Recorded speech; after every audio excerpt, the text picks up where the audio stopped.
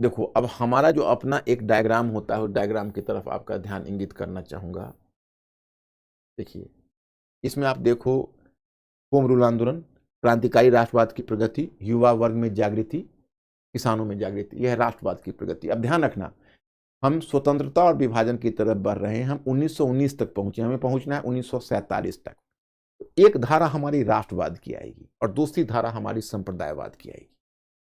Okay, तो संप्रदायवाद की धारा मैं आपको दिखाना चाहता हूं। उसी में आप संप्रदायवाद की धारा में 1916 का लखनऊ पैक्ट देखोगे। आप कहोगे लखनऊ पैक्ट में क्या बुरा है? मैंने आपको बताया था कि एक्चुअली 1906 में जब मुस्लिम लीग की स्थापना हुई थी तो मुस्लिम लीग ब्रिटिश राज पक्षधर थी। ओके, तो मुस्लिम लीग ब्रिटिश राज पक्षधर थी, उसने आरंभ से ही ब्रिटिश के पक्ष में निर्णय लेने का सोचा।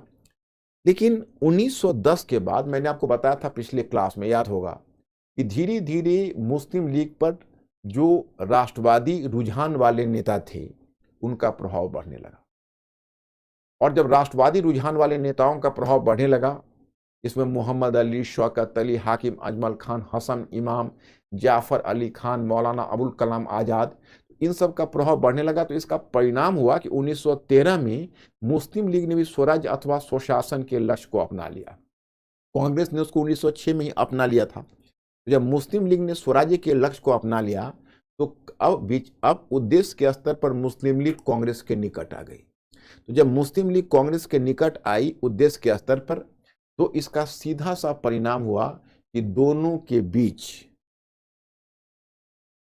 एक पैक्ट हुआ 1916 में लखनऊ में। लखनऊ पैक्ट में यह तय हुआ कि अब दोनों मिलकर ब्रिटिश के समक्ष स्वराज्य की मांग रखेंगे, दोनों मिलकर। That's a good thing.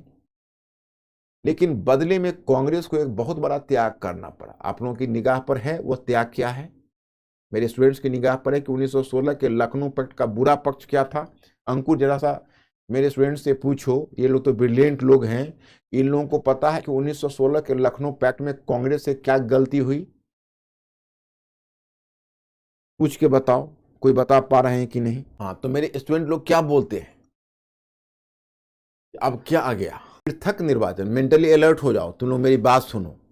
पृथक निर्वाचन 1909 के अधिनियम में लाया गया था जरूर, लेकिन कांग्रेस ने उसे मान्यता नहीं दी थी, कांग्रेस ने उसे स्वीकार नहीं किया, तो उसका पोजीशन तो वैध नहीं हुआ था। लेकिन कांग्रेस ने यहां पर अल्पकाल के लाभ के लिए दीर्घकाल के घाटे का सौदा तय कर लिया। मुस्लिम लीग का समर्थन पाने के लिए कांग्रेस ने पृथक निर्वाचन को स्वीकार कर लिया। और जब कांग्रेस ने पृथक निर्वाचन को स्वीकार किया, इसका मतलब है कि कांग्रेस ने पृथक निर्वाचन को वैधता दे दी। इससे आगे चलकर मुस्लिम संप्रदायवाद को और भी शह मिल गई। तो मैं स्टूडेंट्स, 1916 का लखनऊ पैक्ट एक तरह से मुस्लिम संप्रदायवाद का प्रेरक भी बन गया, इसलिए संप्रदायवाद की प्रगति वाले में हमने दिया है। तो ये हुआ आपके फर्स्ट वर्ल्ड वॉर का 1914 से 1919 का जो प्रभाव है वो डेवलपमेंट संपन्न हुआ। अब आगे देखते हैं कि आगे आपका क्या। इसमें एक क्वेश्चन मैंने मॉडल करके दिया है, आप लोगों ने मॉडल आंसर मेरे क्वेश्चन को देखा होगा तो आप लोग समझ गए होंगे। अभ्यास प्रश्न है कि प्रथम विश्व युद्ध ने भारतीय राष्ट्रीय आंदोलन में अंतर्राष्ट्रीय आयाम जोड़ दिए, इस कथन का परीक्षण कीजिए। मतलब एक प्रश्न दिया गया है कि प्रथम विश्व युद्ध ने भारतीय राष्ट्रीय आंदोलन में अंतर्राष्ट्रीय आयाम जोड़ दिए, इस कथन का परीक्षण कीजिए। अब इसमें मैं तुमसे नहीं पूछने जा रहा हूं बच्चों कि ये क्वेश्चन को पहचानो कि हाइपोथेटिकल है या आर्गुमेंटेटिव, क्योंकि ऑलरेडी ये प्रश्न विश्लेषण के कीवर्ड्स को पहले ही दे दिया गया है कि यह प्रश्न अपने स्वरूप में हाइपोथेटिकल है। कीवर्ड्स है प्रथम विश्व युद्ध, राष्ट्रीय आंदोलन तथा अंतर्राष्ट्रीय आयाम। जैसे हम क्वेश्चन का जब उत्तर लिखते हैं तो उसमें कीवर्ड होना चाहिए, यहाँ कीवर्ड के रूप में दिया गया है। उत्तर है भारतीय राष्ट्रीय आंदोलन पर प्रथम विश्व युद्ध का प्रभाव दो रूपों में व्यक्त होता है। प्रथम, राष्ट्रीय आंदोलन में तीव्रता आई। दूसरे, वह अंतर्राष्ट्रीय परिप्रेक्ष्य से जुड़ गया। इसे निम्नलिखित रूप में समझा जा सकता है। मतलब इसमें राष्ट्रीय आंदोलन में तीव्रता भी आई और दूसरी अंतर्राष्ट्रीय परिप्रेक्ष्य से जुड़ गया। एक है स्वराज अथवा स्वशासन की मांग को लोकप्रिय बनाने के लिए तिलक एवं एनी बेसेंट के द्वारा पृथक होम रूल लीग का गठन कर होम रूल आंदोलन चलाया गया।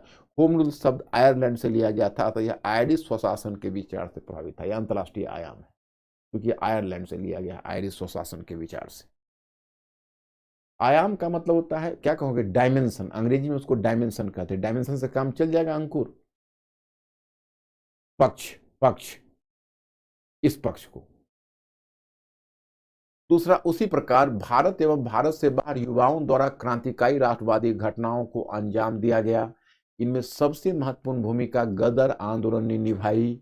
यह वह काल था जब भारतीय क्रांतिकारी वैश्विक स्तर पर होने वाले साम्राज्यवाद विरोधी आंदोलन के प्रभाव में आ गए थे।